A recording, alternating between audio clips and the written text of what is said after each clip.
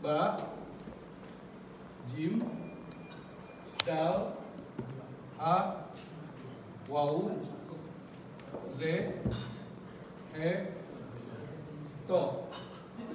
Nah, ini menjadi dasar, kemudian menjadi dasar dari ilmu-ilmu lainnya di dalam Islam. Alif bobotnya adalah 1, ba 2, jim 3, dal 4, ha 5, waw 6, z 7, he 8, to 9. Dari sini kemudian kita akan dapatkan nilai-nilai yang spektakuler, yang itu semua kemudian seperti 4, 9, 2, berapa? Berapa? 15. 3, 5, 7, 8, 1, 6.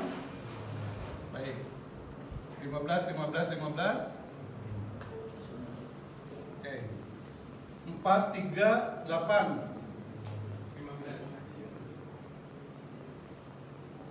9, 5, 1. 2, 7, 6.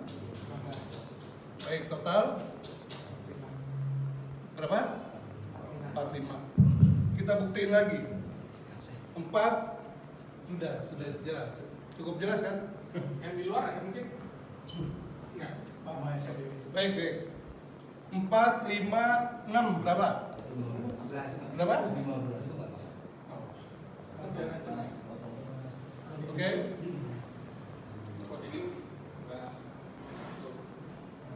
Kalau dingin lebih serius, lebih cepat nangkep. Karena kalau panas itu buang energi, jadi energinya lebih baik untuk nyerap ilmu. Baik, ulangi. 4, 5, 6. Oke. 8, 5, 2. 15. Nanti Imam Ali nggak canda-canda. Dan ini adalah wahyu. Selanjutnya nanti kam, lam, mim, nun itu selanjutnya nyusul sampai nanti gin itu 1000.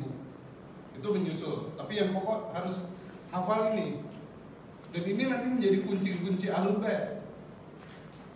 Kunci ini, jadi menguasai kode-kode ini, nanti menguasai kode yang lainnya. Baik, 45. Di manakah 45? Nah, kita ke dasar negara. Anggap aja di sayap ya. Anggap gitu, walaupun nggak persis.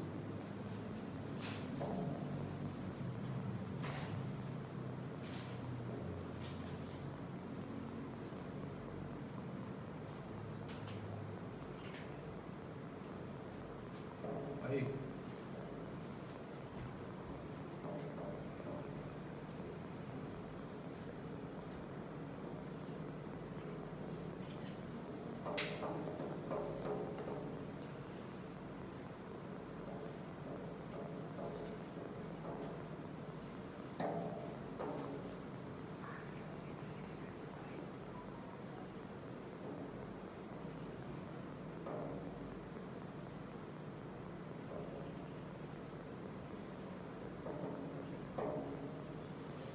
Ini harus pasang burung Garuda besok. Nah, 45 dalam lambang negara kita apa? Jumlah apa? Apa? Tahun. Jumlah leher. Bulu di leher. Oke. Jadi ini yang membuat lambang Garuda, Hamid Al-Qadri dari Kesultanan Pontianak. Syahid ya beliau. Makamnya di Angke, silakan ziarahi. Karena dibuang, difitnah bagian dari Apra, dibuang ke Angke, dimakamkan di sana. Silakan ziarahi. Itu Syahid Hamid Al-Qadri. Disahkan Bung Karno 56 lambang ini. Dari konsep awal sebelumnya yang mengacu pada lambang Samudra Pasai. Kalau Samudra Pasai dibuka tuh ada burung Garuda, tapi masih berupa sahadat di situ. Nah, 45 ini leher. Jadi penting. Jadi ini pun berkenaan dengan kenapa kita harus merdeka di tahun 45. Jadi bukan sebuah kebetulan. Jadi kemerdekaan itu 1945. Ini bukan sebuah kebetulan. Jadi tidak ada kebetulan di bumi ini. Semuanya sudah by desain langit. Cuma kita taunya belakangan. Karena tadi rancu dengan pemahaman-pemahaman sebelumnya, terutama Orde Baru yang merusak semuanya. Pancasilanya pun jadi nggak karu-karuan. Dia ngomongin Pancasila, tapi bukan Pancasila yang dikenal kita 1 Juni, Pancasilanya Mama Mei Kartawinata 1927 yang digali oleh Bung Karno, yang itu yang menjadi pidato Bung Karno 1 Juni waktu di BPUPKI, Dokuritsu Sumbi Toyo Sakai. Baik. Ini pohon beringin, ini rantai, ini padi kapas, ini pala banteng, ini bintang segi 5. Ini semua ini bukan sebuah kebetulan, tapi ini semua adalah makna dari nilai-nilai yang kemudian kita akan paham setelah tahu itu Ahlul Bait. Makanya kita kemudian mengenal Ahlul Bait adalah sesuatu yang bukan yang baru sebetulnya. Itu ada dalam DNA dalam darah kita, dalam tubuh kita. Cuma memang ketemu dengan orang-orang yang kemudian lebih dulu mengenal Ahlul Bait dan kebangkitkan kembali apa yang sudah ditanamkan leluhur dalam diri kita. Baik, 45 dikurangi 5, dibagi 5, maaf. Berapa? 9. Ya, 45 dibagi 5. Ini mengulang yang kemarin di Habib ya. Nggak apa-apa. Sebetulnya ini dasar banget. Bulu ekor berapa? 8 ya. Yang salah belajar lagi ya. Ini 5. Baik. 9 tambah 8? 17. Baik. Apa 17? Tanggal? Ya. Kita mengenal dalam ibadah kita sholat wajib 17. Ini tubuh, makanya wajib. Siapa yang tidak menegakkan sholat wajib maka runtuh. Agama itu runtuh. Tidak ada itu agama, mau argumentasi apapun. Makanya diusahakan tepat waktu. Tapi yang harus diingat kebenarannya itu sholat. Judul sholat sih banyak. Semua bilang sholat, waktunya sholat. Tapi sholat yang bagaimana? Nah, bicara sholat berarti bicara wudhu. Karena wudhu nggak sah, sholat mau apa? Sholat Ahlul Bait pun wudhu nggak sah, tetap aja nggak sah. Karena wudhunya yang penting. Makanya baca surat Al-Maidah ayat 6. Udah jangan neko-neko, walaupun kita di mana guci itu banyak air, tetap Al-Maidah ayat 6 segelas aqua itu bisa jadi suci, karena kita bersuci bukan bebersih. Kalau bebersih nyemplung di kolam. Kalau bersuci cukup air sedikit tapi suci. Nah, bekas airnya suci nggak? Ya suci, nggak ada air bekas air mandi kotor. Air bersuci tidak kotor. Baik. Nah, 17 ini wajib. Nah, sayapnya ini berapa? Sayap kanan 17. Oke. Sayap kiri 17. 17 tambah 17 34. Tambah 17 51. Sudah sholat 51 rakaat? Berarti belum pendek no. Kalau dalam lir-ilir tahun 2000 sumilir, tak ijo royo-royo, tak sengguh temanten anyar, cahangon. Spidolnya nggak ada yang bener ya?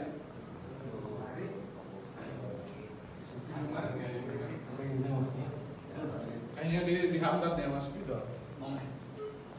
Jadi Cangon nih dipanggil nih. Ada yang teriak di sini. Si Ek ketutup tembok. Caangon, penekno. Penekno apa? Naik. Panjat. Oh, ini aja. Suruh manjat. Manjat tuh mi'raj, naik. Di bawah sini, ini muslim. Nih, ya, udah manjat jadi mukmin. Ada hubungan muslim dengan mukmin? Gak ada, si muslim mah di bawah, mukmin mah di atas pohon. Penekno blimbing, kui blimbing segi berapa? 5. Oh, pohon belimbing tuh 5 semua tuh, ya kan? Tapi di antara pohon belimbing ada pohon belimbing segi 6, tapi bukan runcing ke atas ya, ingat ya, runcingnya ke samping. Nanti kalau ke Keraton Kanoman ada itu benderanya, belimbing kui, ada kolamnya, kebun bintang, itu segi 6. Tapi bukan segitiga numpuk yang dibilang Star of David, bintang Daud, bukan 6. Kenapa 6? Hadis kisah. Nah, ini belimbing kui. Ingat kata kui di sini adalah kata majemuk. Kui satu-satunya. Belimbing ini kui ini karena sebagian besar belimbing segi 5, tapi kalau kui segi 6. Silakan coba yang punya pohon belimbing, cari pasti ada belimbing segi 6. Silakan dicek, kalau ada kasih tahu saya foto, kirim. Berarti nanti dikasih hadiah. Maksudnya boleh belajar lagi selanjutnya. Nah, ini belimbing kui. Nah, belimbing kui ini simbol apa?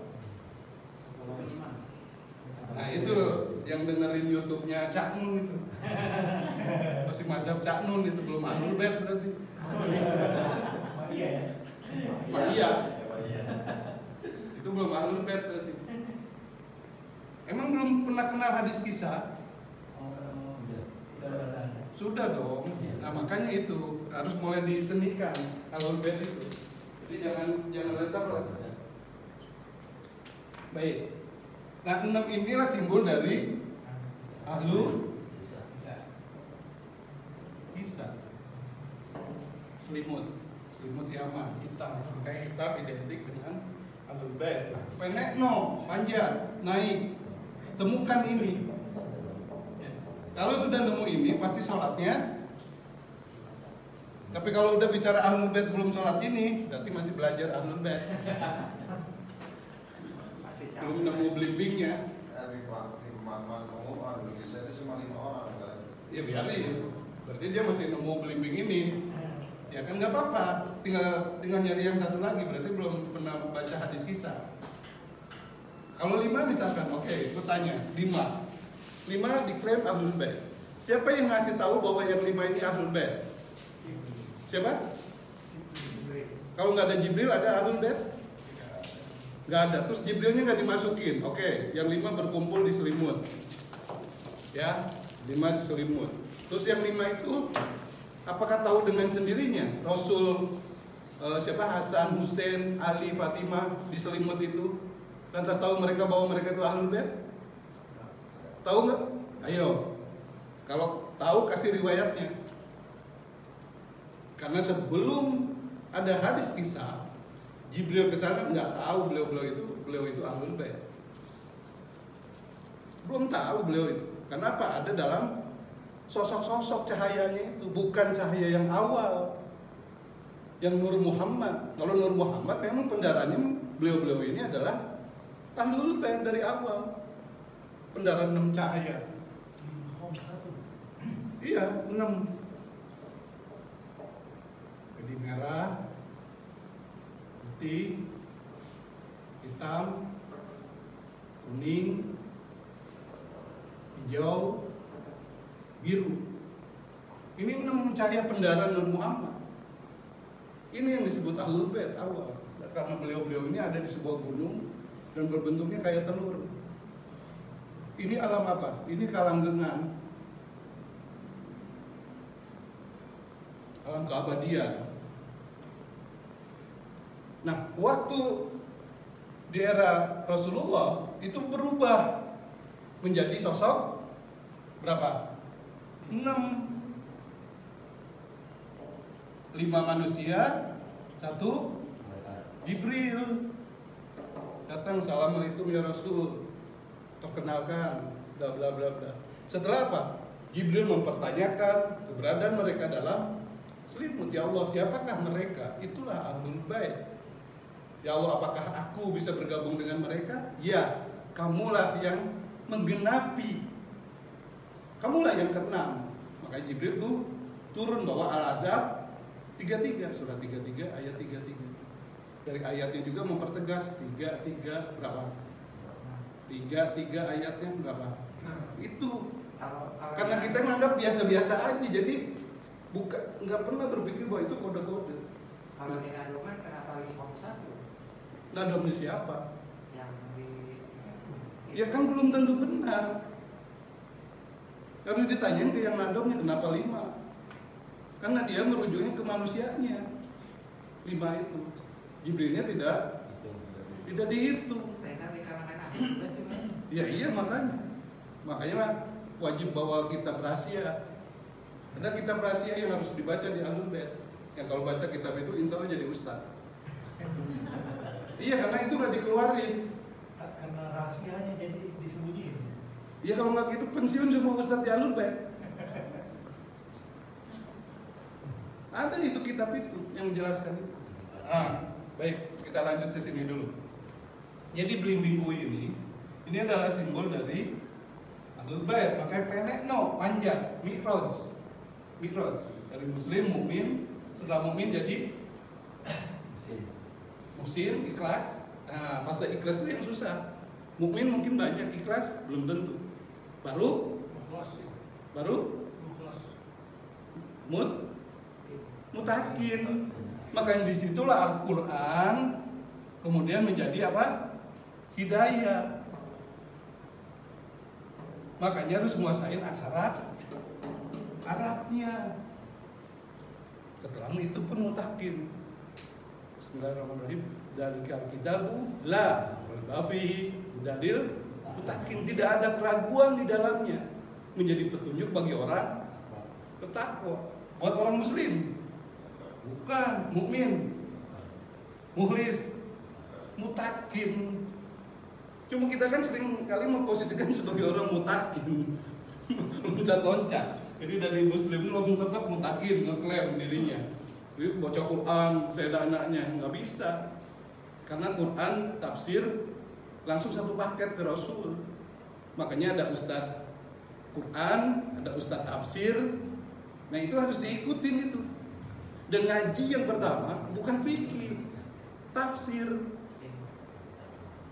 Tafsir itu yang penting, karena kalau nggak selesai di tafsir nanti repot yang lainnya.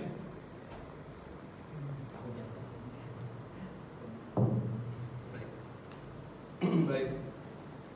Jadi mutakin. Jadi baru sih Al-Quran ini menjadi hidayah untuk orang-orang mutakin. Tapi terlepas belum sempurnanya mukmin, mukhlis atau mutakin, bahwa kita semua bercita-cita jadi mutakin.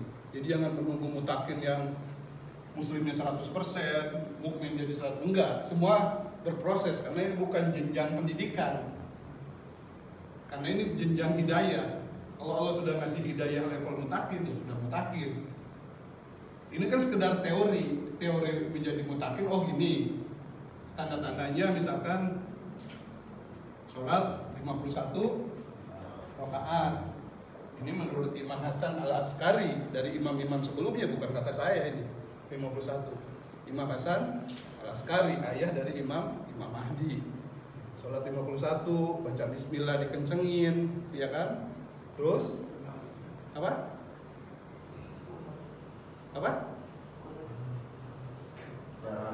Lupa apa? Oke, sebelum jarah mesti runut dong. Kita sujud dulu nggak? Kan bicara sholat 51, oke. Nah di sholat ngapain kita? Baca bismillah dulu sebelum sujud. Masa sujud dulu, makanya baca bismillah dulu kencengin, baru sujud di atas. Baru apa? Baru arba'in. Baru pakai cincin sebagai tanda, cincin mah makanya terakhir. Jangan duluan cincin mah, belakangan aja. Kalau udah belum arba'in jangan pakai cincin. Belum arba'in. Nah, 5 itulah tanda orang mukmin. Jadi kalau sudah itu baru nanti muflis, tinggal diikhlaskan segala. Baik, ada pertanyaan sampai sini? Gak usah dulu ya, gak usah dulu nanya ya, masih bingung. Nah, itu korelasi blimbing kui dengan 5 sosok plus 1 malaikat yang ini berkorelasi dengan 6 cahaya di awal. Awaluhum Muhammad. Ingat, asatuhum Muhammad, akhiruhum Muhammad. Kan ada itunya. Muhammad di awal, Muhammad di tengah, Muhammad di akhir. Siapa? Al-Mahdi, Al-Muntazor. Nah, ini semua berkorelasi dalam 3. Kenapa di sini 3? Semuanya. Dan itu berkorelasi di dalam sila-sila Pancasila. Kok ini 5? Lantas burungnya siapa? Siapa burung Garudanya? Inilah Jibril. Jadi kita sudah ahlul bait belum? NKRI. Ahlul bait, tapi untuk yang cerdas. Ntar dulu, saya belum nyuruh bertanya. Ntar dulu. Ini mestinya Ali nih, bagian giginya. Ya, jadi 6 dulu. Ini harus paham dulu. Makanya kenapa ahlul bait nggak usah susah-susah ngomongin Islam Nusantara atau apa. Ngomongin Pancasila, udah aman kita. Ngomongin Pancasila di semua ruang, tapi dalamannya ahlul bait. Buka tuh rumus-rumusnya. Ya kan? Bakal ribut gak kalau kita ngomong Pancasila? Ribut paling sama PKS, sama Wahabi ributnya. Karena dia mah mencium kalau Pancasila itu ahlul bait. Makanya dia antar Pancasila. Nah, kitanya yang memahami ini semua, kenapa ini tidak digunakan? Gitu loh. Kenapa ini tidak digunakan? Dalam Hikayat Aceh disebutkan, kalau nanti berdiri negeri samudra, maka cepat dikirimlah perkakas dan apa? Dan utusan. Manakah negeri samudra yang dimaksud oleh Rasulullah? Yang di sana wali-walinya sangat banyak. Di mana? Kita, Indonesia, Nusantara. Nama Indonesia sendiri itu sudah ada sejak 1783. Itu lewat muzakarah para ulama. Nanti kalau berdiri negara maka kasih nama Jumhuriyah Indonesia. Apa Jumhuriyah? Republik. Bukan kekhalifahan model DI. Karena DI itu pelanjut Turki Ottoman. 1923 dihancurkan siapa? Siapa? 1923 Ottoman itu dihancurkan oleh siapa? Siapa? Oleh Zion. Bukan malah Ataturk gimana sih? Si Kemal mah pion. Zionis yang ngancurin Turki. 1923, 24 muncullah gerakan DI. Masa lupa sampean? Ya murtad jangan gitu-gitu amat gitu loh, maksudnya DI usah informasinya dihilangkan. Apa? Bapak kan pertemuan seluruh ulama dunia. Iya, untuk ngebangkitin itu. Ya tapi kan percuma sampean. Kalau itu benar nggak mungkin hancur.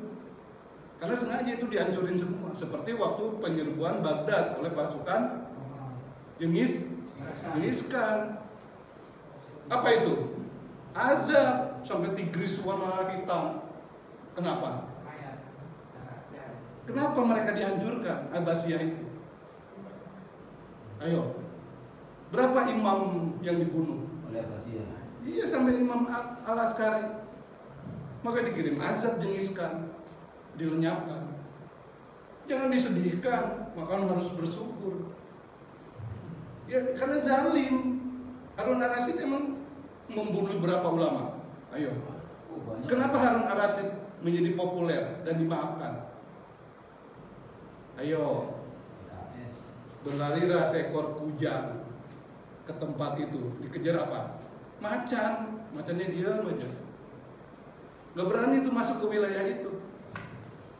Itulah menjadi indikator siapa? Harun ar-Rasyid nengok, ada apa nih si kijang kok nggak dikejar sama si macan? Ternyata ada makam siapa?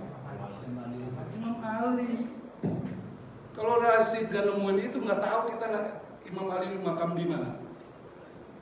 Di Najaf. Makanya disitulah dimaafkan Harun ar-Rasyid. Seperti siapa? Umar bin Abdul Aziz, dinasti 10 Muawiyah tuh, gendeng gak? Tapi dimaafkan. Kenapa? Beliau yang memberhentikan pelanatan Ali sebelum khotbah. Kan mau khotbah dilatah dulu Ali. Iya. Bla bla bla bla bla, baru boleh khotbah. Enggak melatnat kayak Abu Hanifah, Imam Hanafi digantung. Digantung nggak melatnat Ali. Nah, sama Abdul Aziz diberhentikan. Stop, jangan lagi melaknat.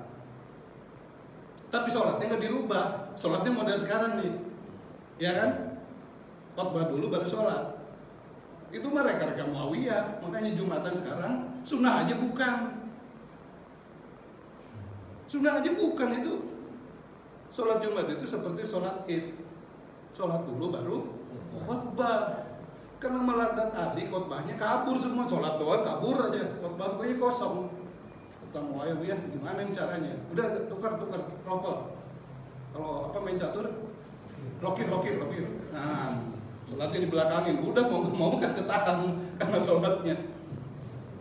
Jadi yang hari ini sunnahnya bukan. Ya, jadi era Muawiyah itu salah satu pemblokiran, pelokiran hal-hal yang tidak ada menjadi ada, dan itu hukumnya haram. Gak perlu diikutin, mendingan gak usah dikerjain, nol hasilnya. Seperti apa? Kaum yang disebut kaum abangan, kaum pengikut Syalama Abang itu tidak melakukan sholat. Kenapa? Karena sholatnya berubah, yang tadinya lurus jadi harus didakep. Kata pengikut Syalama Abang, gak usah, cuma turun temurun nih, makanya kaum abangan gak pada sholat sampai sekarang. Baik.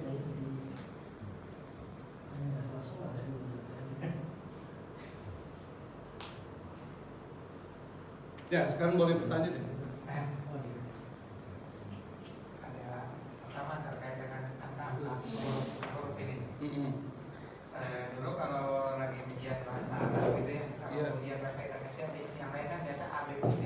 Iya. Nah, kalau di Arab itu memang A, B, C, D-nya jadi abajada, alif, ba, jim, dal. Saya dulu pengertiannya adalah komparasi gitu, bahwa ini A, B, C, D, ini abajada. Nggak tahu juga bahwa itu bersumber dari sini. Iya. Ataukah memang Makanya disebut huruf abjad ya. Ya, silakan. iya, apakah memang abajada di situ juga mengacu ke sini gitu, ataukah hanya sebagai padanan saja bahwa itu adalah A, B, C, D, oh yang dekatnya adalah abajada. Oke. Duluan abjad itu apa abjadiyah? Nggak tahu ya. Baik, duluan abjadiyah itu dikeluarkan oleh Imam Ali tentunya dari Rasulullah. Jadi kalau kita bicara Imam Ali, biar nggak salah paham, bahwa semua ilmu Ali dari Rasulullah itu sudah pasti. Jadi jangan berpikir wah Imam Ali semuanya serba dapat berarti wahyu jangan ke Imam Ali. Nah itu gulu, isi anggulat itu yang sering didengungkan oleh musuhnya Ahlul Bait.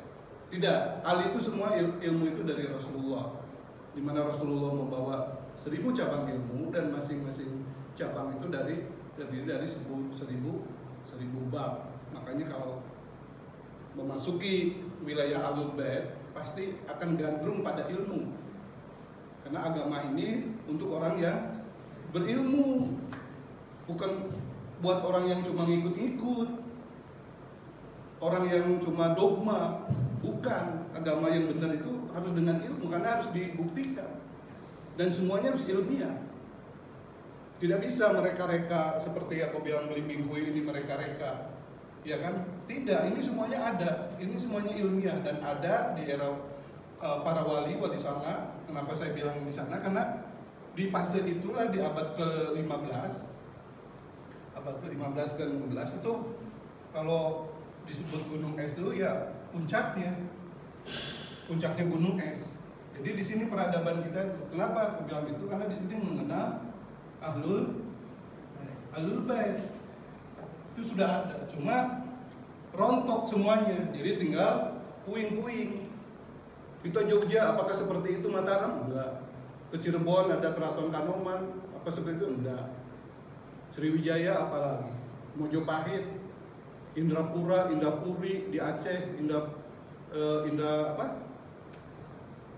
Ada satu lagi, apa seperti itu juga enggak. Ke Kalimantan ada Kutai, apa seperti itu enggak juga enggak. Semua tinggal puing-puing. Nah makanya si X ini menyeru Caangon, Penekno, Limingkuit. Siapa yang menyeru itu? Makanya lagu Lir Ilir itu katanya buat dolanan bocah-bocah. Siapa yang dimaksud bocah di situ? Ya kita ini bocah. Bocah-bocah itu kita, bukan anak-anak kecil, anak-anak kita ini yang sering salah. Itu logo dolanan anak-anak, bukan kita, yang anak-anak itu kita. Inilah yang karena adanya di Indonesia disebutnya Caangon. Nah siapa lagu itu dinyanyikan oleh siapa? Bukan para wali cuma mencatat kata-kata dari Janggutan. Ada Janggutan di situ. Mudah-mudahan ada yang ngerti bahasa Sunda ya. Tidinya datang budak janggotan, di situ datang anak berjanggut, orang berjanggut. Datangnya saja manghideng, datang menggunakan jamang, jubah hitam, berjanggut jubah hitam. Ngageingkeun nu keur sasar, membangunkan kepada yang tersesat, ngelingan kanu paroho, mengingatkan kepada yang lupa. Tapi henteu diwararo, tapi tidak dipedulikan. Arinyana diasupkeun ka pangberokan. Mereka malah memasukkannya ke dalam penjara.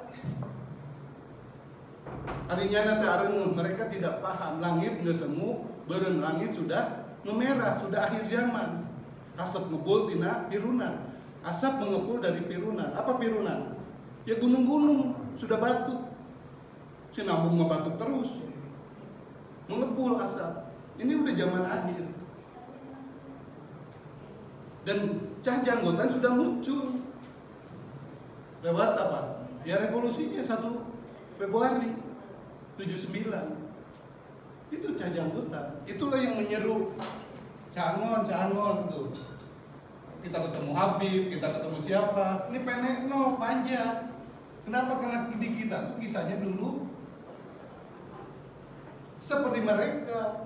Jauh sebelum wilayah itu fakih di Iran, di kita ada Dewan Wali Songo. Nah, dihapus dulu ini ya, difoto dulu. Kali aja ini. Difoto, mau dihapus. Ada di sini. Oh, foto aja. Karena kalau foto lebih penting. Lebih dokumentasi. Ya. Tapi jangan salah laporan. Ya. Supaya nggak dipersetkan ya. Kalau Herul, ambil gambarnya. Boleh minum dulu silakan. Masih mau bertanya kan? Nanti dulu. Oh, banyak nanya. Harus jiping aja, ngaji kuping. Oke, siap. Ngaji kuping itu lebih penting. Ya.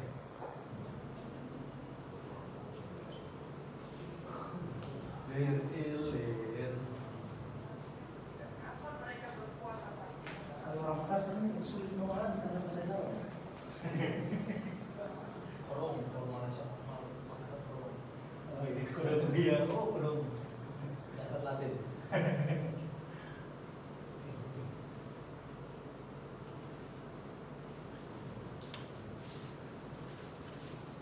Kalau Sultan Sanusi punya jimat, dia sangka namanya Bagir Masawi.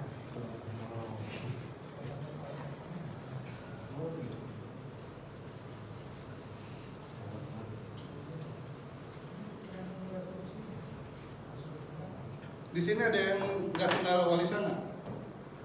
Ada yang nggak kenal Wali Songo nggak? Kenal semua ini maksudnya pengamat. Kenal ya? Baik, sebutin ya satu-satu ya. Wali kutub. Ah, nyebutinnya itu ya kan. Kalau enggak, kalau salah berusaha. Kenalin Wali Songo aja. Yang pernah diberikan kan pernah Sebutin ya. Oke, satu.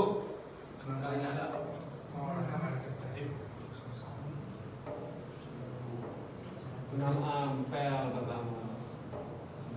Wah, Ibrahim. Ayo. Saya sih jadi nak Yo, sesi dinner wali keberapa? Sebutin aja. Satu.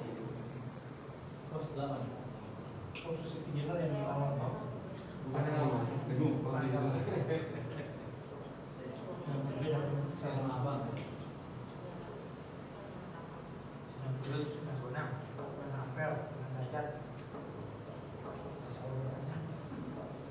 Dan seterusnya.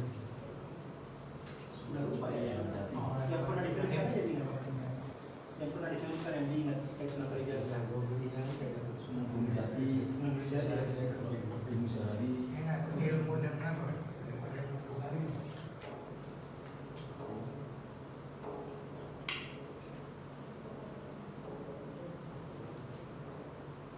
Kanjeng Sunan. Maya.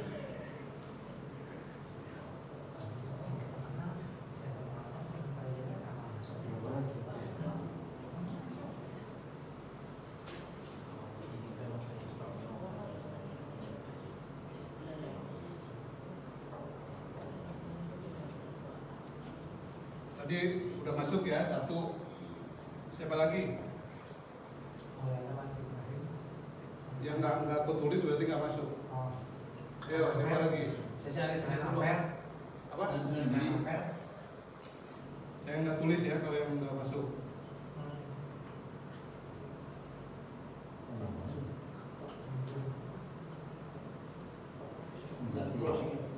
Sunan Ampel, Sunan Jaga.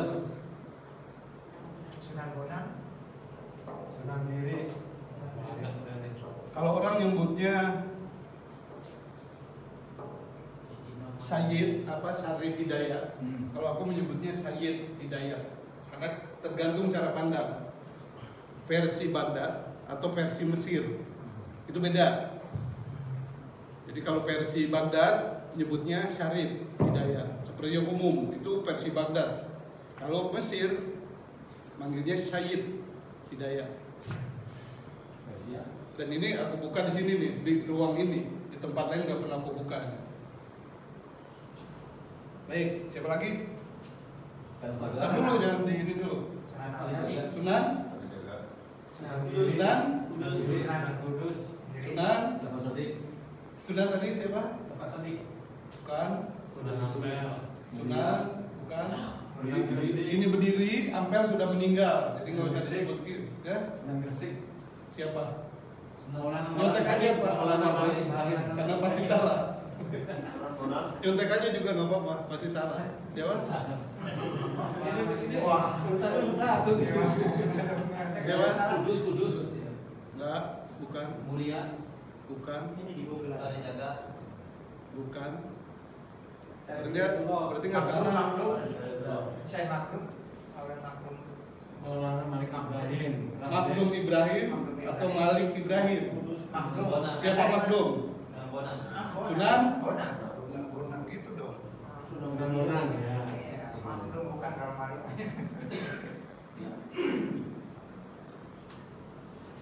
Ya. Oke, siapa lagi? Masa baru 3? Katanya kenal semua. Raden Rahmat. Muhammad Ainul Yakin. Siapa Raden Rahmat nama lainnya? Sunan Ampel. Sampai berarti nggak mendengar. Muda tadi itu. Kan tadi bukan. Kalau boleh sudah. Siapa? Ayo. Itu mumpung di sini, makanya aku kasih bocoran wali-wali yang benernya. Jafar Sodik. Oh, yang tersebar selama ini salah ya. Bukan salah, sampeannya nggak paham. Sampean itu senang dibohongin. Bukan salah, dia memang kerjanya untuk menyalahkan, membelokkan. Kitanya nggak paham, ya lengkap sudah. Lengkap kan nanti. Baik. Udah, kalau nggak paham kita buka aja. Satu, Syai Manganti atau Pangeran Pinati, wilayahnya Magetan, Madiun, Trenggalek, Ponorogo, Jombang tapi Jombang sananya, Ngawi, itu wilayah beliau. Kedua, Ahmad Khatib,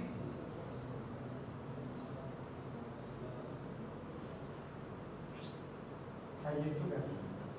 Sayyid, nggak ada yang Sayyid. Sayyid semua ya. Loh, kalau Sayyid itu nggak usah disuruh, dia jalan. Ahmad Khatib, Khatib pengganti. Pengganti siapa?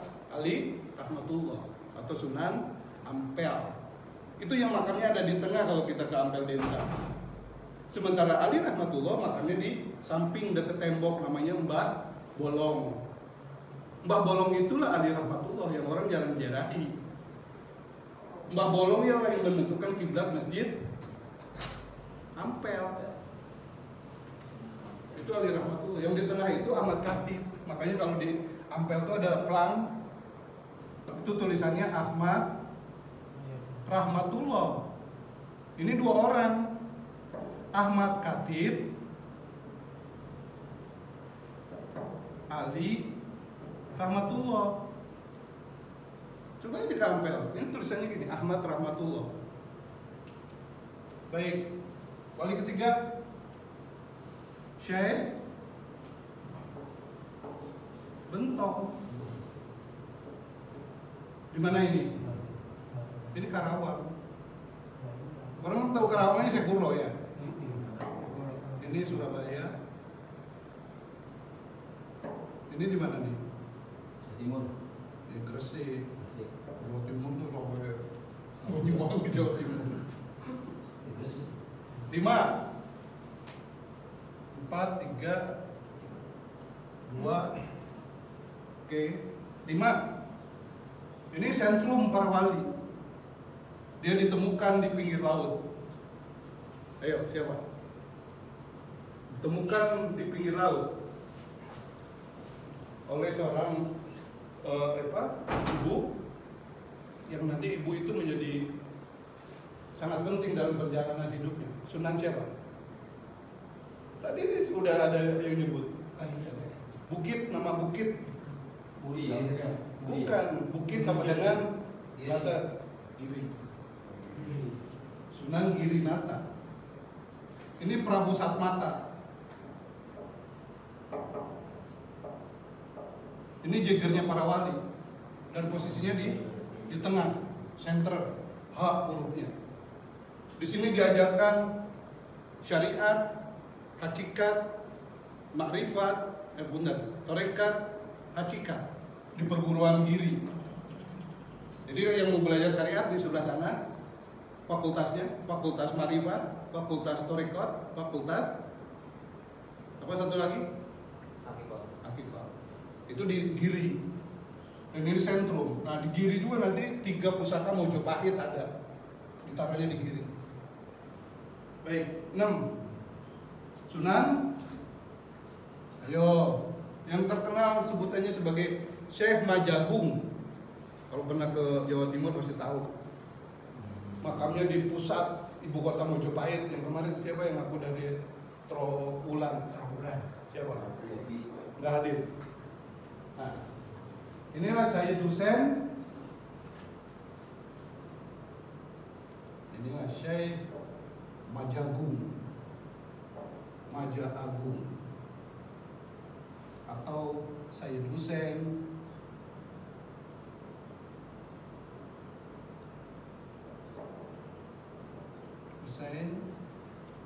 Jumadil Kubro. Beliau wali paling sepuh. Beliau yang menurunkan Ali Murtada dan Ali Musadda. Ali Musadda menurunkan Ali Rahmatullah. Sunan Ampel. Sunan Ampel masih cucunya beliau. Inilah wali paling sepuh. 7. Ini 6, ini 7. Siapa? Syarif Hussein atau Khalifah Hussein. Di mana beliau? Di Arosmaya, Madura. Jadi Madura walinya bukan Mbah Holil. Kalau Mbah Holil cicit Sunan Gunung Jati.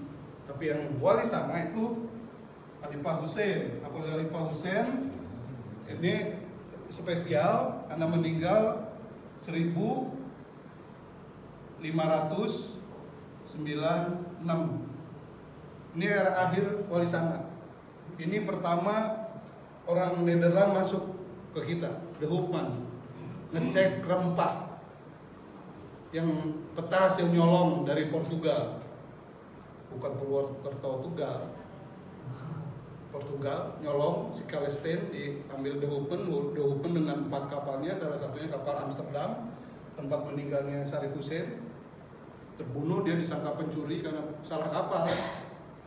Beliau terbunuh di itu 1596. Makanya nanti De Hoopman dipancung oleh Syekh Malahayati waktu kunjungan kedua. Waktu dia datang lagi ke Nusantara dengan adiknya si Frederick. Dan kemudian 1602 lahir VOC, Verenigde Oost-Indische Compagnie, kongsi dagang untuk kita India. Itu Syarif Hussein. Nah, inilah 9 wali dalam konsep awal yang hilang.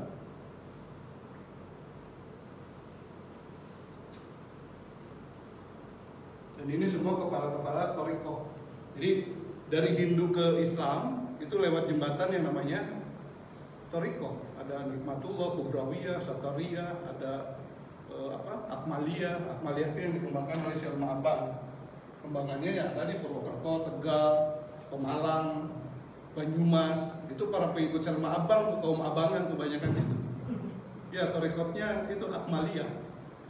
Ininya ke Abu Bakar Siddiq untuk takiyahnya itu. Tapi di dalamnya Ahlul Bait. Cuma tergerus jadi kaum abangan. Makanya paling banyak tuh Purwokerto, Tegal itu kaum abangannya paling banyak situ tuh. Islam yang KTP.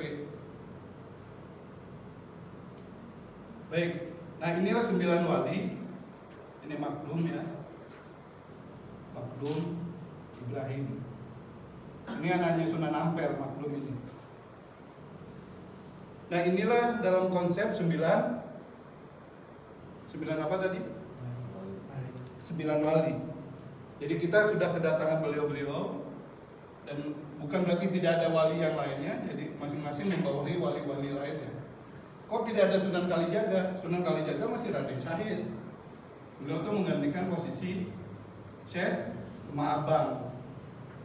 Nah, Syekh Lemah Abang ini yang membangun dewan wali. Di mana wilayah beliau? Baik. 4 ini Syarif Hidayat, 3 Sunan Bentong, Syekh Bentong.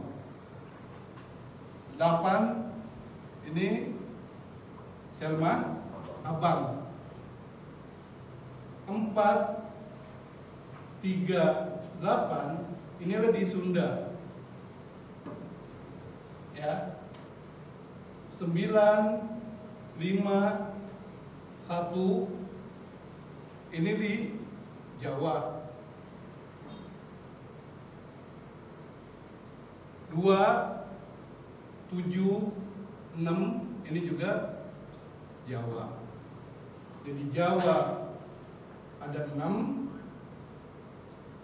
Sunda 3, Jawa 6. Artinya ini Kulon 3, Wetan 6. 3 angkanya berapa? Ayo, yang tadi berapa? Jim.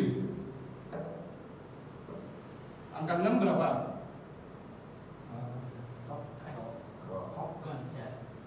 Tuh kan Jiping tuh di situ ketahuan. Nyontek dulu nyontek. Boleh nyontek. Enam. Apa? Wow. Jadi kalau kita kenal Jawa, berarti Jim dan wow sama dengan 9. Jadi kenapa kalau misalkan di film G30S PKI Jawa adalah kunci. Jawa itu ada Sunda, ada Kulon, ada Wetan. Makanya Ahlul Bait itu harus berhasil di kita, di Sunda, Jawa dan Madura. Karena ini sebar-sebarannya. Ini 7 Khalifah Husain, posisi Wetan Timur. Ini posisi Madura. Ini 6 Said Husain Jubadil Kubro, Tenggara. Itu adanya Trawulan. Itu tenggaranya dari Giri. 2 Ampel. Ampel itu timur lautnya Giri. Bonang tuh di utara posisinya. Kalau ke pinggiran Pantura, Jawa Timur, itu Bonang di sana. Di mana coba Bonang? Tuban. Nama lain Tuban dulunya? Ayo, sebelum menjadi Tuban nama sebelumnya? Itulah yang kita kenal dengan Siti Jenar. Siti Jenar itulah Tuban. Siti tanah, Jenar kuning kemerahan. Itu tanahnya. Berkembang jadi kota Tuban. Siapa? Unar kan masih kuning. Ya, Bunar, Jenar, Jene, itu kuning semua artinya. Dan itu barat, Kulon itu simbolnya barat, kuning.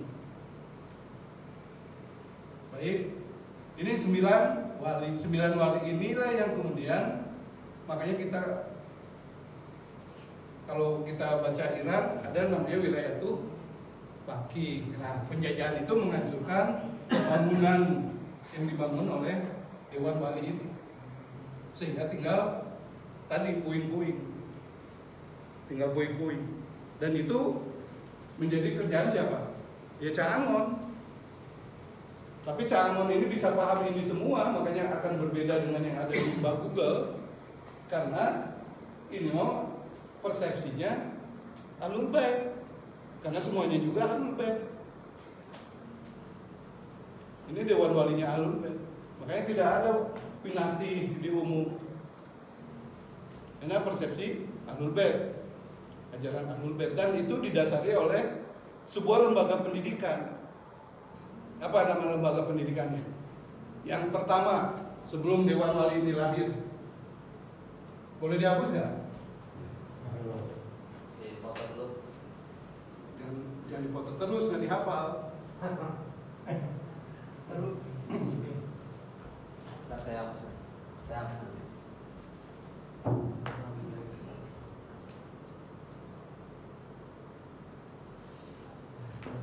Nah, biar aja. Jadi lembaga pertama, kita sedikit mampir dulu ke Caruban. Jadi ada lembaga pendidikan yang diturunkan dari Syekh Datu Kafi. Kafi apa? Goa. Nama asli beliau siapa? Siapa nama aslinya? Sayyid Hafid Al-Mahdi. Beliau punya gelar Datu Kafi karena tinggal di dalam Goa Kafi yang ada di Gunung Jati. Ada goanya, Gua Teratai namanya. Beliau beserta 12 ulama dari Baghdad, 10 laki-laki, 2 perempuan, di bawah pimpinan Haji Purwagalu atau Bratalgawa. Makanya nanti di Gunung Jati ada masjid tua. Masjid tua abad ke-14 namanya Dog Jumeneng. Itu bukan masjid lama, masjid baru, itu masjid tua. Dan disitulah dibangun sebuah pondok pesantren. Pondok itu dari kata funduk. Siapa yang paham bahasa Arab? Funduk artinya apa? Apa? bahasa kitanya lah, jangan hotel. Ya, oke. Menginap. Ya, penginapan nanti. Duduk menginap. Dan kitab suci bahasa kitanya apa dulu? Kitab suci. Kitab suci. Nah, ini dalam idiom Buddha disebut sastra. Yang belajarnya siapa? Sastri. Ini yang belajarnya. Bentuk jambar dari sastri apa? Santri. Dibuatlah nanti apa namanya? Pasantrian atau pesantren. Digabungkanlah sama pondok. Jadi pondok pesantren. Siapa yang ngusulin kata funduk untuk lembaga baru setelah Padepokan? Karena Sedatuk Kapi itu ngajarnya Padepokan. Berubah menjadi pondok pasantrian atau pondok pesantren, hari ini kita kenal. Siapa yang ngusulin kata funduk? Sayyid Hidayat. Sayyid Hidayatlah yang menjelaskan kata funduk, diusulkan kepada siapa? Kepada San Ali atau saya nama Abang. Ini mah julukan doang ini. Nama 7 nama beliau itu. Namanya San Ali. Diusulkan kepada San Ali kata funduk, artinya yang belajar harus nginap. Berbeda dengan sistem Padepokan. Kalau Padepokan hanya diam kayak gini bubar. Tapi kalau funduk itu dia harus nginap. Dan pasantrian ini usulan siapa? Pasantrian atau pesantren. Raden Syahid. Ini digabungkan oleh San Ali atau Selma Abang menjadi pondok pesantren. Inilah sistem pertama yang ada yang melatar belakangi Dewan Wali. Apa aja kurikulumnya? Ini udah ya? Kalau walinya nggak saya hapus, biar hafal. Wali dan ini nggak akan dihapus. 1. Irfani. 2. Jadi mazhab-mazhab itu ada Ja'fari. Selain 4 mazhab lainnya, nggak usah disebut. 3. Yang ini masih ada nih di pesantren sekarang, Balaghah, ya kan? 4. Ulumul Quran, baru Quran. 5. Ulumul Hadis, baru hadis. Yang lainnya masih ada di pondok pesantren. Cuma ini hilang semua. Nah, ini silakan Anda buktikan aja. Lembaga pendidikan Ahlul Bait ada nggak? Pasti nanti akan menemukan Irfani, menemukan Ja'fari, menemukan Ulumul Quran, Ulumul Hadis. Pasti diajarkan. Nah, hari ini pondok pesantren, namanya doang pondok pesantren, ininya nggak ada. Jadi sudah terkikis. Nanti dalam perjalanannya, makanya ini jadi hilang nama-nama ini. Yang enggak Kalijaga lah masuk. Kalijaga itu junior. Dia tuh junior, Kalijaga, Derajat, Muria apalagi. Muria itu adik anaknya Kalijaga. Belum masuk dalam deretan Wali Sana. Wali Sana itu generasinya ini. Kalau yang lain itu gantiin. Selma Abang nggak ada, Kalijaga masuk di sini. Nanti diulas di khusus misahin tentang ini. Karena sentral semua ini adalah tokoh ini. Ini yang disesatkan.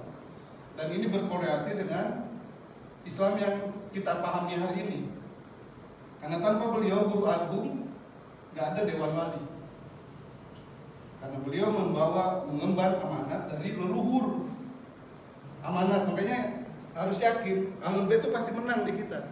Cuma masalahnya mau ikut masuk dalam catatan sejarah kejayaan Ahlul Bait di Indonesia atau Nusantara atau enggak, itu aja. Karena Ahlul Bait pasti menang di kita. Ini soal waktu aja. Tapi menangnya oleh kelompok yang disebut Ca'angon, karena Ca'angon yang akan merangkai lagi ini. Bukan Cajanggotan udah jelas, udah revolusi, ya kan, revolusi Islam Iran itu udah Cajanggotan. Nah kita banyak belajar dari beliau-beliau yang datang ke sini, karena beliau bawa literatur lengkap, Irfani, Ja'fari, ulumul Quran, ulumul hadis, mereka bawa. Kita nggak ada, kita nggak bisa ngeliatin tuh Beli Minggu itu benderanya Kanoman misalkan, cuma gitu doang. Beli Minggu apanya juga orang Kanoman bingung, nggak paham gitu loh. Cuma simbol-simbolnya ada, bekas-bekas Ahlul Bait kita ada. Apa penyebutan ajaran Syiah Muntazor masih ada. Jadi banyak situs-situs yang masih tersisa, tapi tidak utuh. Makanya kerjaan Ca'angon ngumpulin situs-situs itu kembali. Dan itulah yang menjadi warna Ahlul Bait Indonesia itu harus penuh situs. Jadi ABDPD Jakarta Timur, situs dong. Situs Prasasti Tugu Purnawarman yang di Tugu tuh harus ada. Karena kita mah Ahlul Baitnya Indonesia. Harus itu. Kalau nggak itu nggak akan jadi. Sampai mau ikut-ikutan Iran gitu, pakai jubah, pakai ikat hitam gitu. Ya ketawain di sini, dia timpukin sama yang putih-putih. Ini apaan nih hitam-hitam? Nggak akan masuk. Dan untuk sosialisasi ke yang lainnya pun dakwahnya akan sulit. Nah makanya kita harus memahami benar sejarah kita. Itulah baru kita sebagai budak Angon atau Ca'angon. Jadi jangan menjadi peran Cajanggutan. Jangan, biarkan aja Habib itu, Sayyid itu yang mengajarkan kita. Kita nggak usah ikut-ikutan menjadi itu. Baik, ada pertanyaan? Kalau nggak aku lanjut ke yang lain. Jadi lembaga pendidikan inilah yang menjadi latar belakang lahirnya Dewan Wali. Lembaga ini penting karena ya tadi sebagaimana Ahlul Bait itu besar karena keilmuan, dan ilmu tidak bisa serampangan, itu harus ada lembaga, ada lembaganya yang ngebimbing. Kayak kita bicara sejarah harus ada lembaganya. Lembaga apa? Siapa pesertanya? Jadi nggak boleh berganti-ganti. Kalau udah 7 ya 7 orang siswanya. Nggak bisa besok 9, besok jadi 3, kayak gitu-gitu nggak serius berarti, masih padepokan berarti, belum pesantren. Oke, ada pertanyaan sebelum dihapus? Ustaz, kalau cerita Jangan bilang Ustaz. Saya bukan Ustaz. saya lembang-lembang dibunuh itu ceritanya gimana? Oke, yang lainnya itu belum masuk ke itu. Yang lainnya yang tentang ini. Kalau Dewan Wali itu dia masuk ke sistem kerajaan atau di luar kerajaan? Nah, yang jelas ini sistem baru, bukan sekedar sistem dakwah, tapi Islam yang di kita dalam artian Islam dari diawali di era Rasulullah abad ke-7 bisa dihapus ya. Mau dipotong dulu? Nah, Atau yang kaitan dengan sini Ustaz, yang dimaksudnya Fahri di sini itu fikih, Irfani itu Ustaz masalah Kang Syekh aja. Yo, dalam Ustaz Kang Syekh. Jangan Ustad ya, saya bukan Ustad.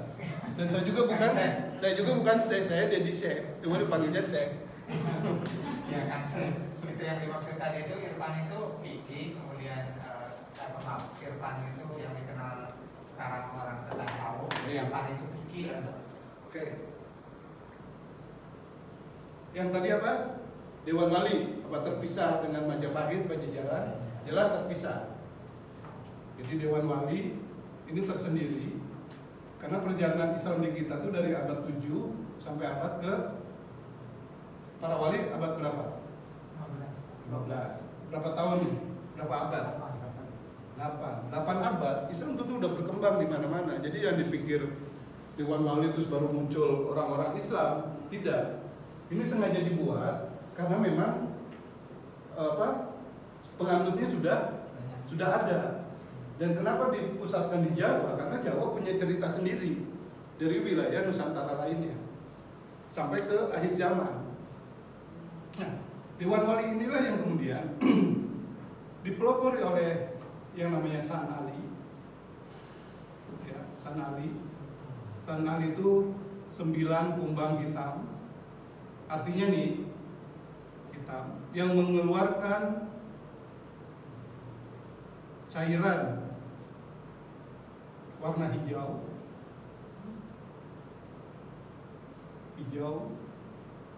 di telatah Majapahit dan Pajajaran.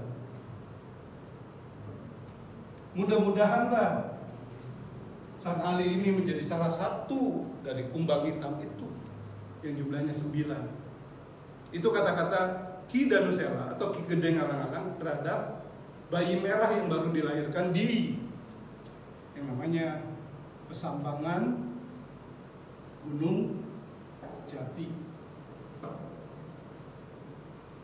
Lahirlah bayi kecil. Bayi kecil inilah yang diberi nama San Ali, yang kemudian dirawat yang sekarang disebut Keraton Kanoman. Di sini di Pedukuhan Caruban, belum Caruban Larang. Dipiara di sini beliau sampai nanti Pedukuhan ini dikudeta oleh Resi Bungsu karena perebutan tahta Pajajaran, sampai nanti Ki Danusela itu meninggal. Ki Danusela dibunuh oleh pasukan Raja Galuh, sampai akhirnya Pangeran Cakra merebut kembali Pedukuhan ini, dan beliau kemudian menjadi kubu pertama atau kubu Sangkan kemudian disebut. Dan San Ali dalam perawatan beliau kemudian San Ali beranjak besar, tapi San Ali tidak mau mendapat gelar kubu untuk melanjutkan itu karena beliau ingin tahu siapa aku di dasar ini beliau, dan aku jadi ingin mencari aku tentang aku ini siapa, keturunan siapa, dan aku siapa ini yang agung Allah Subhanahu Wa Taala. Makanya San Ali kemudian belajar ke Pakuan Pajajaran sama para wiku belajarnya. Dari sini dikasih tahu bahwa apa yang kamu cari bukan di sini ya. Dikasih rekomendasi di Aryo Damar di Palembang. Dari Palembang nanti ke Malaka. Nah, di Malaka inilah ketemu uaknya, yaitu Syed Datu Ahmad. Ternyata Datu Ahmad ini kakak Datu Soleh. Siapa Datu Soleh? Datu Soleh adalah ayah dari San Ali. Jadi waktu peralihan kekuasaan di Malaka dari Ahlul Bait ke Tamil, Ahlul Bait dicari-cari, termasuk anasir-anasirnya para pengikutnya. Nah, Datu Ahmad, Datu Soleh lari ke Caruban, ke Gunung Jati, Pesambangan Gunung Jati, ketemu sepupunya, ponakannya, siapa? Sedatu Kafi. Istrinya lagi 6 bulan kandungan, 3 bulan kandungan. 6 bulan kandungan, Datu Soleh meninggal. Nah, beliau meninggal 6 bulan kandungan. Pas dilahirkan, mamahnya meninggal, jadi San Ali itu sebatang kara. Bahkan difitnah beliau ini yang penyebab penggebluk di Pesambangan Gunung Jati. Makanya kemudian tadi dirawat oleh Ki Danusela. Nah, ketemu dengan kakaknya Datu Soleh, yaitu Datu Ahmad. Datu Ahmad dengan siapa pertama ketemu? Dengan Musa. Musa itu adik dari Sedatu Kafi yang ada di Malaka. Ditemukan sama Datu Ahmad. Datu Ahmad, gimana kabarnya si Kafi? Kata Datu Ahmad, kok si Kafi itu kan guru aku. Kata San Ali, itu anakku pertama. Anakku 3, Datu si Hafid Al-Mahdi atau Datu Kafi, Bayanullah dan Musa. Dan kamu ini itu anaknya si Soleh, katanya. Siapa si Soleh? Soleh itu ayahmu, itu adik aku. Baru kebuka siapa aku. Dan dia zuriyah Rasul ke berapa dari Fatimah? 18. Syarif itu Sayyid Hidayat 21, Sunan Gunung Jati. Jadi tuaan beliau, makanya beliau dihormati secara nasab. Ketemulah aku, tapi aku belum ketemu. Makanya dari Malaka pergi jauh ke Basra. Dari Basra baru masuk ke Baghdad. Di sinilah ketemu dengan Syekh Ahmad. Beliau lah yang mengajarkan Syiah Muntazor. Syiah apa? Muntazor?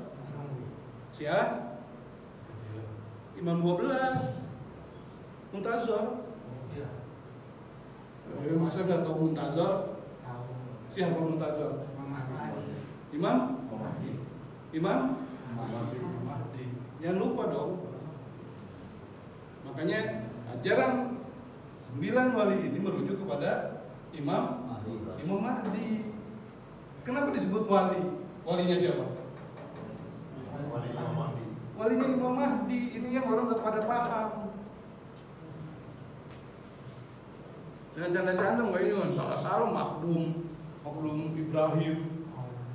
Nggak kenal mereka. Beliau-beliau ini yang ketemu.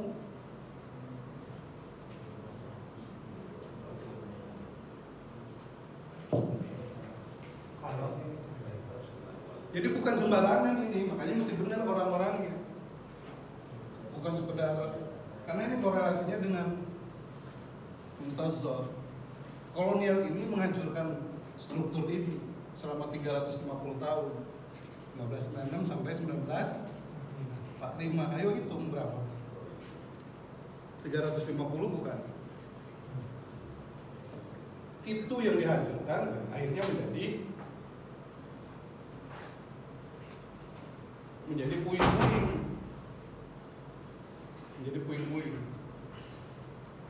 Kata Prabu, timimiti poe iya pajajaran leungit ti aram hirupna. Enggak apa-apa ya pakai bahasa Sunda ya. Banyak orang Sunda. Hah? Banyak orang Sunda. Banyak yang ngerti ya? Oke. Terjemahin aja. Enggak, karena saya dapatnya pakai bahasa Sunda, bukan pakai bahasa Prancis. Dia harus pakai bahasa Sunda. Jadi semenjak saat ini kata Prabu, sebelum beliau wafat, pajajaran leungit di alam hirupna. Karena beliau raja pajajaran, jadi yang disebutnya pajajaran. Hilang dari alam kehidupan. Pajajaran moal ninggalkeun tapak jabat ngaran. Jadi pajajaran tidak akan meninggalkan bekas, tapak dan ngaran atau nama. Pikeun numapai untuk yang mencari. Sabab bukti nu kiwari, karena bukti hari ini bakal loba nu mungkir, akan banyak yang memungkirinya. Tapi engke jaga, tapi suatu saat nanti bakal aya anu nyoba-nyoba. Bakal ada yang mencoba-coba supaya anu laleungit kapanggih deui, supaya yang hilang ketemu kembali. Ya bisa. Ngan mapaina kudu make amparan. Bisa, tapi harus menggunakan amparan. Apa amparan? Alas, betul. Ini amparan nih. Alas. Artinya apa? Kalau dalam konteks pencarian sejarah. Dasar. Ya apa? Apa amparan? Bicara. Iya. Usuluddin. Dasar-dasar. Apa itu? Al-Quran. Karena ini dari Lauhul Mahfud. Allah itu bukan awal dari awal, akhir dari akhir. Artinya apa? Sejarah sudah tergelar. Besok itu ngapain udah ada, nggak usah khawatir. Nggak usah khawatir, besok itu udah ada. Kapan mau planning apa? Ayo. Udah ada besok, cuma besok mau peran apa kita? Kalau kita nggak punya cita-cita, nggak punya peran besok, tidur aja besok seharian. Yang lain ngambil itu, ya lain yang dapat. Cuma itu, jadi semua itu sudah tergelar. Itu yang disebut dengan amparan. Itu sudah tercatat di Lauhul Mahfuz. Makanya rezeki itu nggak akan kemana. Nggak akan kemana rezeki itu. Sampai duduk, sampai ngejar juga, rezeki itu bakal datang. Karena belum tentu rezeki itu langsung ke kita lewat orang lain. Itulah yang disebut amparan. Kata Prabu, ngan mapaina kudu make amparan. Hanya mencarinya harus menggunakan amparan. Kita dikasih bocorannya, kode-kodenya, mbak Google-nya apa? Al-Quran. Dan siapa yang identik dengan Al-Quran? Imam dan Ahlul Bait. Quran itu Ahlul Bait yang mati. Kalau Ahlul Bait, Quran yang hidup. Dua ini nggak bisa terpisah sampai kapanpun. Itulah yang disebut amparan. Makanya bakal ketemu mau sejarah semut. Siapa semut yang zaman Ibrahim bawa air yang mau numpahin? Ayo, tahu nggak jenis semutnya? Ada kan? Ibrahim mau dibakar. Ada semut yang kucuk bawa air sedikit. Dalam logika kita gendeng sih semut itu emang bisa matiin api? Enggak. Berpihak kepada siapa? Nggak tahu semut apa itu. Nggak tahu kan? Kalau buka Lauhul Mahfuz ada. Ini semutnya. Nggak tahu. Kita kan nggak pernah dikasih tahu sama Ustaz. Pernah nggak? Ya itu. Tapi di Lauhul Mahfuz ada si semut itu. Itu si anjing yang ngasih minum. Yang dikasih minum sama siapa tuh? Yang prostitusi. Oh iya. Ya. Siapa nama perempuan itu? Terus anjingnya apa? Kita nggak tahu. Lauhul Mahfuz ada. Itulah yang disebut amparan. Jadi semua ini masih ada, walaupun tinggal puing-puing, dan itu berupa tadi catatan-catatan tersembunyi. Makanya harus ca'angon. Dan mapaina kudu make amparan, tapi anu marapaina, tapi yang mencarinya Arya aing pampinternya merasa benar sendiri. Kudu are dan heula mah pada edan. Ada Sunda Empire lah, ada kerajaan sejagat, itu lagi edan, biarin aja. Emang udah ditulis, ada ininya. Hiburan. Ya, mudu are dan heula. Tapi bakal aya nu nyoba-nyoba supaya anu lalengit kapanggih deui.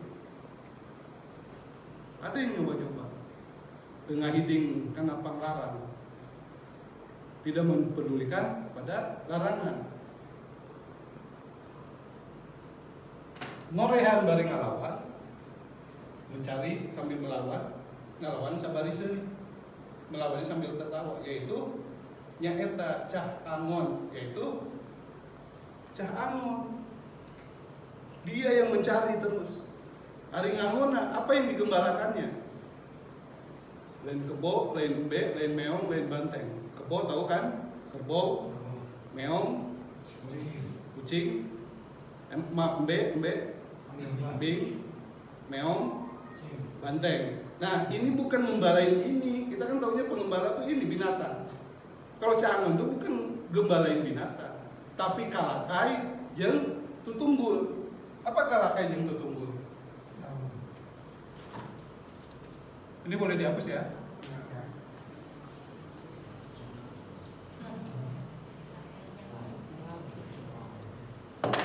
Kalau ini pohonan,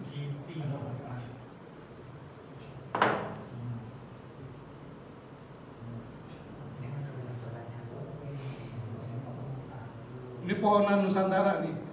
Ini Nusantara. Nah ini di sini, ini kita nih. Ini ranting-ranting di sini, jatuhan. Ini batang ini udah nggak ada, batang, daun. Kita tinggal ranting-ranting ini. Ini Indonesia.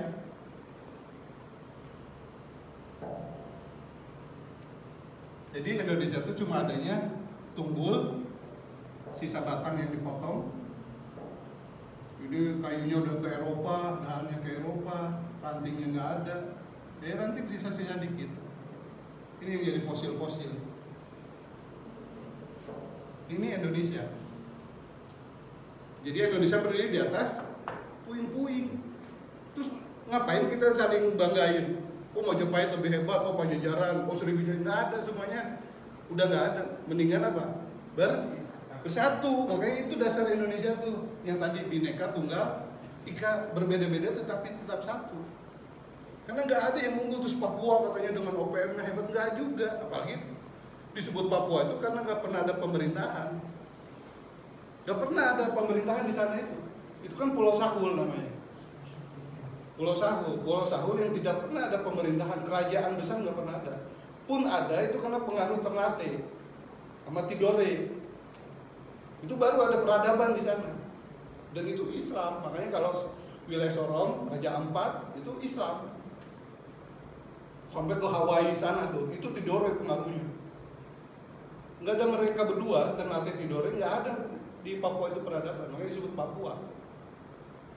Tanpa pemerintahan, artinya Papua itu. Dan mereka bangga. Makanya Gus Dur kasih aja dasar lo nggak pahamnya udah kasih balik lagi ke Papua. Tanpa pemerintahan dan bisa jadi negara ya kagak. Perang antar suku iya, ngerebutin babi, babi di sana rebutan. Babi dipanggang di batu sama ubi. Udah dia aman. Dia nggak butuh negara, raja gitu kayak kita. Siapa? Raden Wijaya, Jayabaya.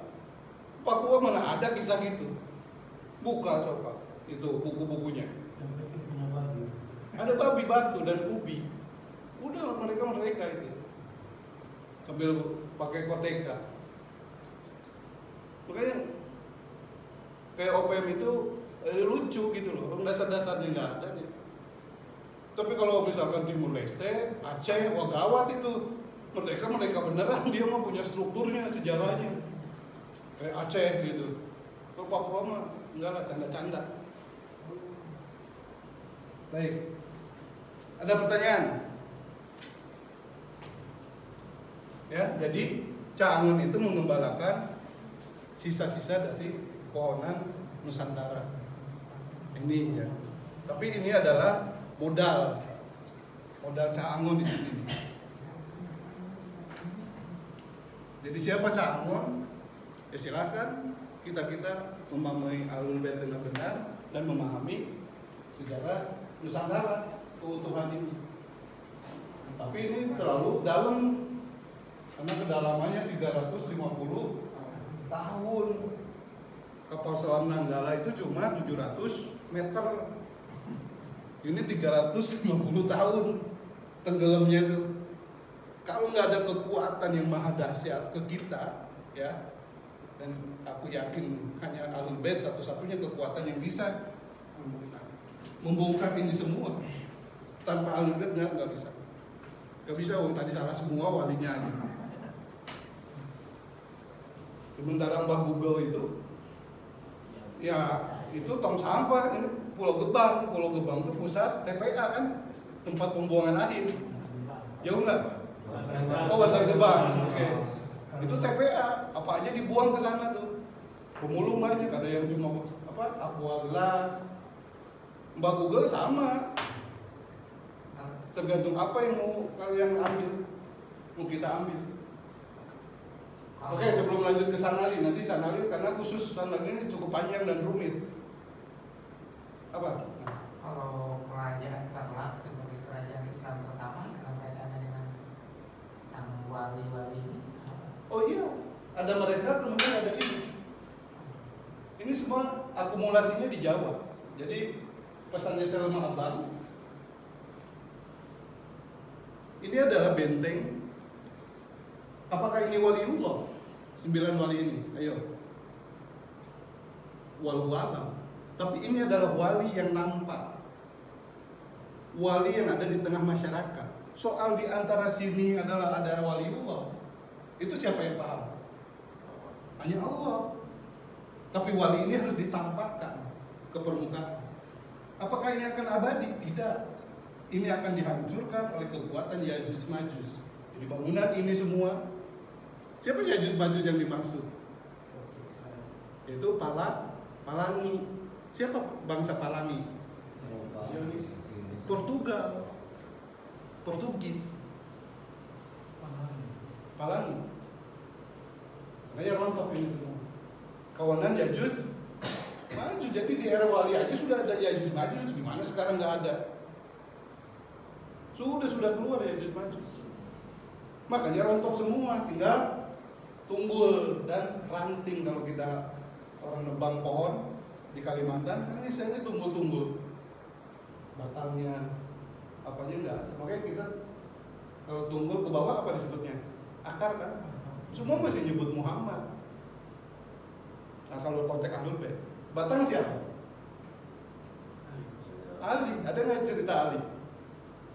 Nggak ada, dimusuhi. Dahan?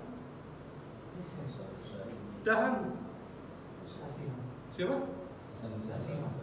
Siapa? Oh, Hasan Hussein. Fatimah. Buahnya? Hasan Hussein. Daun? Pengikutnya. Makanya hilang di kita, taunya cuma Muhammad aja. Karena sisanya apa? Ya ini, tunggul ke bawah akar. Semuanya nyebutin Muhammad. Tapi wafatnya Muhammad tutupin rame-rame. Karena dibongkar, rontok semua nih agama ini, bangunannya. Kenapa? Ketahuan sahabat itu siapa? Itu. Jadi yang tersisa cuma Muhammadnya sama ranting-ranting ini yang tersisa. Sebaran Islam yang nggak tahu, nggak jelas ujung pangkalnya, nggak menarik, ngantuk kalau dengerin itu. Makanya banyak ketawanya tuh. Dia tuh saat itu pasti tawa aja yang ingin bagito. Karena kalau nggak dibuat ketawa, bahan itu habis. Bahan Nawaliyah itu habis dan mentok. Jadi dikecoh lewat lelucon-lelucon. Kalau dia seriusin, orang ketahuan modalnya. Kenapa coba? Dipanggillah imam, suruh cerita, ya kan? Catat. Selesai ngambil ilmunya, dikasih minuman. Diminum kan oleh imam, karena imam nggak punya suuzon. Padahal ini racun semua. Wafat imam. Artinya apa catatannya? Keputus. Makanya coba dengerin. Pasti keputus mereka. Beda dengan Ahlul Bait, nyambung estafetanya dari imam ke imam sampai Imam Mahdi itu enak, nggak pening di kepala. Kalau dengerin mereka mentok dan orang pasti bakal protes. Tapi pertanyaannya pasti mengada-ngada. Apalagi jawabannya, pertanyaannya aja mengada-ngada. Makanya dikecoh lewat lelucon, canda aja terus. Wah, jadi lupa si Mustami itu. Jadi pulang tuh seger gitu loh, karena dapat ketawaan, bukan ilmunya nggak ada. Kalau Ahlul Bait enggak, tegang. Karena memang kalau nggak ikut di sini nggak akan ketemu langkah keduanya. Karena nggak akan keputus. Oke, jadi pohon ini kan pohonnya Ahlul Bait.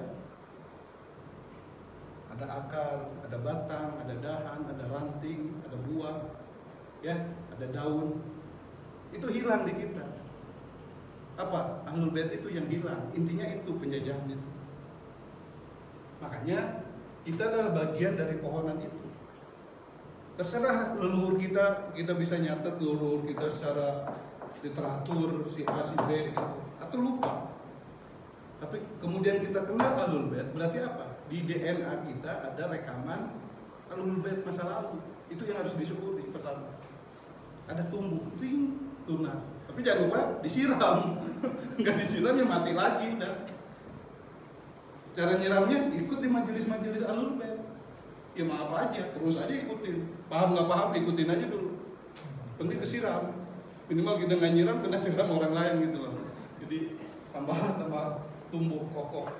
Nah, jadi Ahlul Bait ada bukan sesuatu yang baru untuk kita. Tapi kita peran mau di mana, itu aja sebetulnya. Dan harus warna kita. Karena kenapa? Semua ini harus dimulai ibaratnya.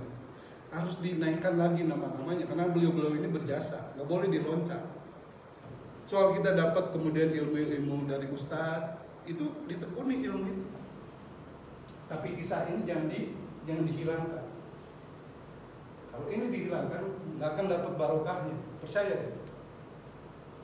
Contoh mana? Ya gerakan-gerakan Islam yang ada di Indonesia, ada yang berkah? Ayo, jujur aja. Kenapa tidak berkah? Karena dia melampaui orang-orang yang sudah berjasa sebelumnya. Ayo ngomongin di gerakan yang ada. Ngomongin Wali Songo enggak?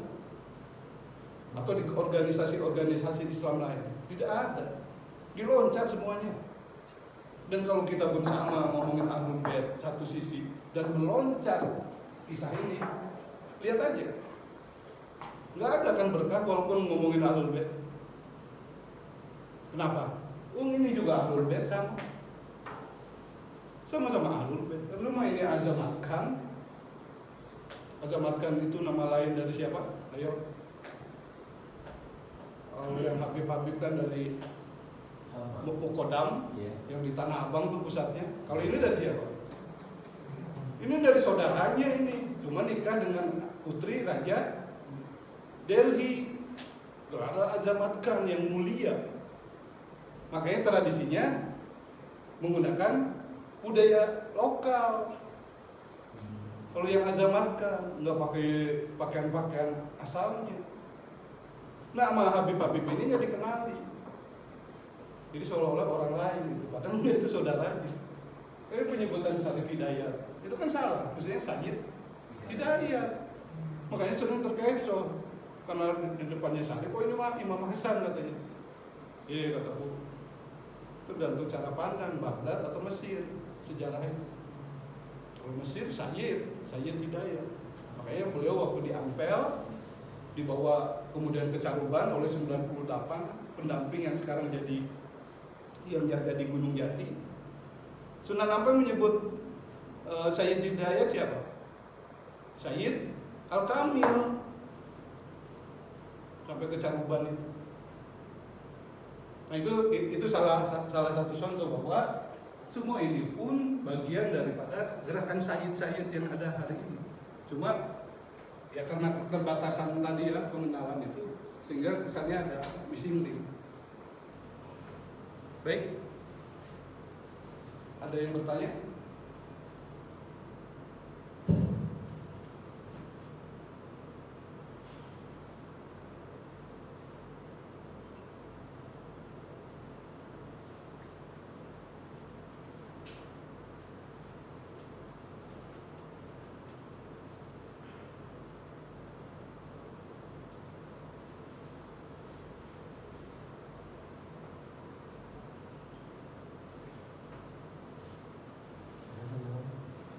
Yang dari atas yang saya mana itu ya, Binati sampai yang 9 itu maksudnya yang pertama itu yang lebih tua?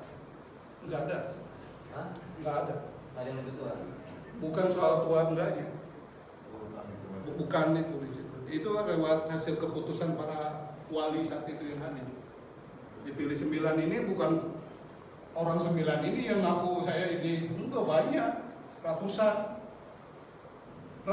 ini nanti dipilih jadi 9 yang punya wilayah cuma 8. Kalau Serma Abang ini yang keliling karena ketemunya di mana itu? Ketemunya ayo di mana? Nah itu penting tuh pertanyaan itu. Itu udah cerdas itu pertanyaannya, itu udah jiping.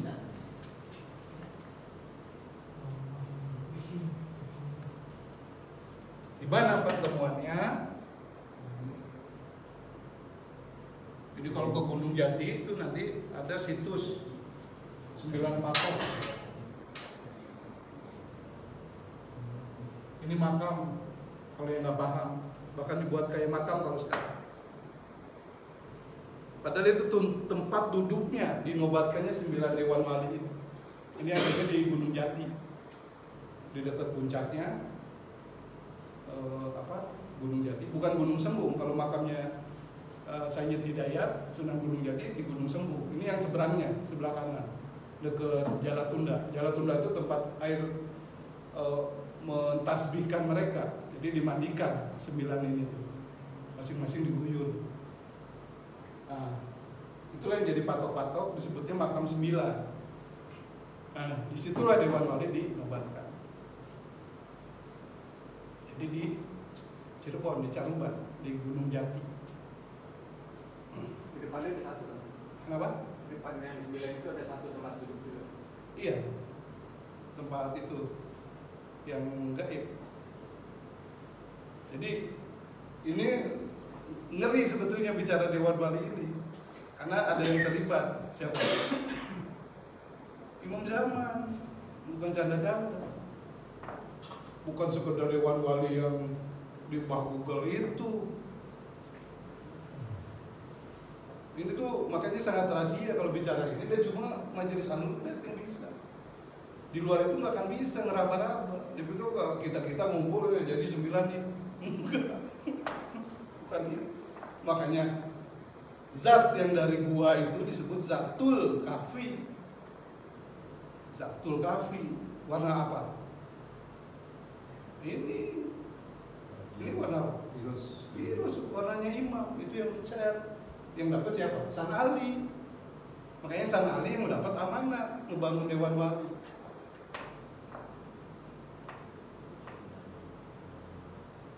Makanya makam yang ada di sana itu bukan Datuk Kahfi, tapi Zatul Kahfi. Saya Zatul Kahfi, saya yang dapat cahaya biru itu. Jadi kalau cerita ini dalamannya kayak gitu. Makanya kemudian dipalsukan. Nah sekarang kita masuk ke Selma Abang, karena ini berpolemik terus, penting. Ini udah bisa dihapus? Dihapus nggak? Nah, Kalau enggak, saya di yang samping aja, biar sambil ngapal maksudnya.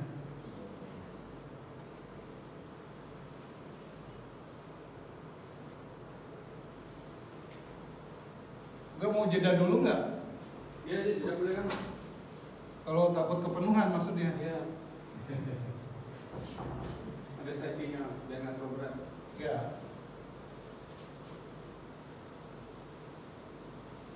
Silakan dulu ini dulu dicicipi jamurannya.